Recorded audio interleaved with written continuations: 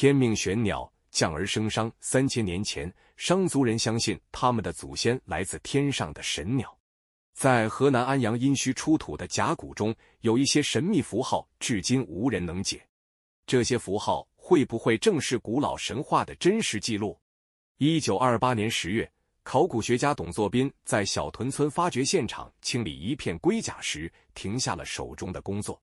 这片龟甲背面刻着一组奇特的符号，3条弯曲的线条围绕着一个类似鸟形的图案，旁边还有几个从未见过的复杂字符。董作宾立即叫来同事李济，两人对着这些符号研究了整整1下午，却毫无头绪。这并非个案，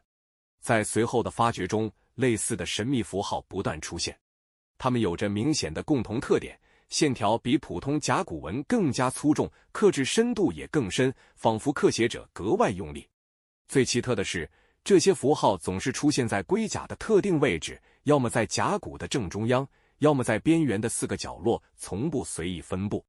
在宫殿区 F3 基址发掘现场，工人们发现了一个让所有人震惊的祭祀坑。坑内除了常见的青铜鼎和玉璧外，还有13片完整的牛肩甲骨，每片上都刻满了密密麻麻的神秘符号。这些符号呈现明显的分组特征，每组由7到9个符号组成，组与组之间留有明显的空隙，就像是在记录不同的段落或章节。更令人惊讶的发现出现在殷墟王陵区的一座大型墓葬中。在这座规模庞大的商代贵族墓里，考古人员在墓室的4个角落各发现了一块刻有神秘符号的龟甲。4块龟甲上的符号截然不同，但都包含一个共同元素，一个类似展翅飞鸟的图案。这个图案与殷墟出土的青铜箍上的玄鸟纹饰极为相似，但又有明显的变化。著名甲骨学家郭沫若在1930年代对这些符号进行了深入分析。他发现，这些符号中频繁出现的鸟形图案有着固定的变化规律，有时鸟头向上，有时向下，有时双翼张开，有时合拢，有时单独出现，有时成对出现。郭沫若推测，这些变化很可能代表着不同的含义，就像是一套完整的符号语言。1936年，YH127坑的发现为研究提供了更多线索。在这个包含17096片甲骨的巨大窖藏中，考古人员发现了大量带有神秘符号的甲骨。这些甲骨整齐地码放在坑中，说明商朝人对它们极为重视。更重要的是，这批甲骨主要来自武丁时期，为我们了解那个时代的宗教活动提供了珍贵资料。胡厚轩在整理这批材料时有了一个重要发现，他注意到这些神秘符号经常与帝、上甲、大乙等商王名号出现在同一片甲骨上。更有趣的是，当符号与帝字组合时，总是采用特定的排列方式，符号在左，帝字在右，中间留有一定间距。这种严格的格式暗示着符号具有与王权相关的神圣意义。现代技术揭示了这些符号更多的秘密。通过高分辨率扫描，研究人员发现符号的笔画中包含着肉眼难以察觉的细节。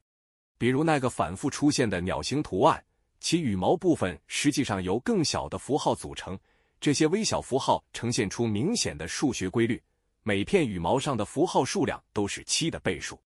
在对青铜器纹饰的对比研究中，学者们发现了惊人的相似性。殷墟出土的青铜方鼎上有一组复杂的鸟纹，其中一只神鸟的尾羽图案与甲骨上的某个神秘符号几乎完全一致。这个发现让人不禁猜测，甲骨上的符号是否就是青铜器纹饰的文字化记录？《山海经》中记载的一些古代神兽也为理解这些符号提供了线索。比如书中描述的鸾鸟，其特征是5色而纹，鸣中5音。而在甲骨神秘符号中，确实有一个复杂的鸟形符号，其内部包含5个不同的组成部分，是否暗示着5色或5音的概念？商朝人的天文观测记录也与这些符号存在关联。甲骨文中有大量关于日食、月食的记录，而那些神秘符号经常与这些天象记录出现在同一片甲骨上。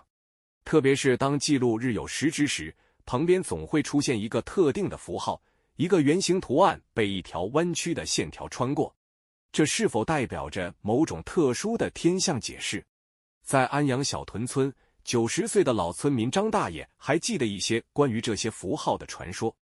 他说，村里的老人们世代相传，商朝灭亡前夜，最后一位大巫师将所有的神秘知识刻在龟甲上，然后埋藏在不同的地点。这些知识包括与神灵沟通的方法、预测未来的秘术以及召唤玄鸟的咒语。现代研究发现，这些符号确实具有某种仪式功能。在带有神秘符号的甲骨上，考古人员检测出了朱砂、赭石等矿物质残留。这些矿物质在商朝被认为具有神圣的力量，经常用于重要的宗教仪式。这表明刻有神秘符号的甲骨在使用时可能被涂上了红色颜料，使其在仪式中显得更加神圣庄严。一个更加大胆的发现是，这些符号可能记录着商朝人对生死轮回的理解。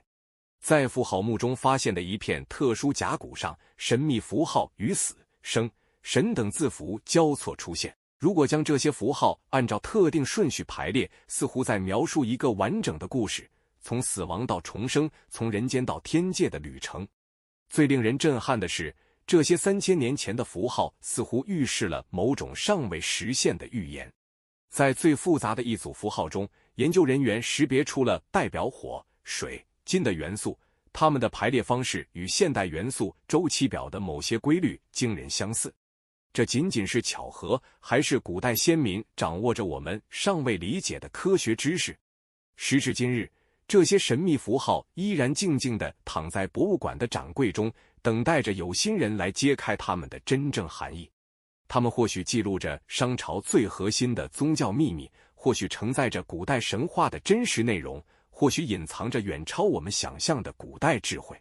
无论真相如何，这些符号都在无声地提醒着我们，在这个古老的文明中，还有太多的谜团等待着我们去探索。尘世之中，奇闻异事从未消散。若你也曾听过类似的传说，欢迎在评论区分享。别忘了订阅、点赞，我们下期再见。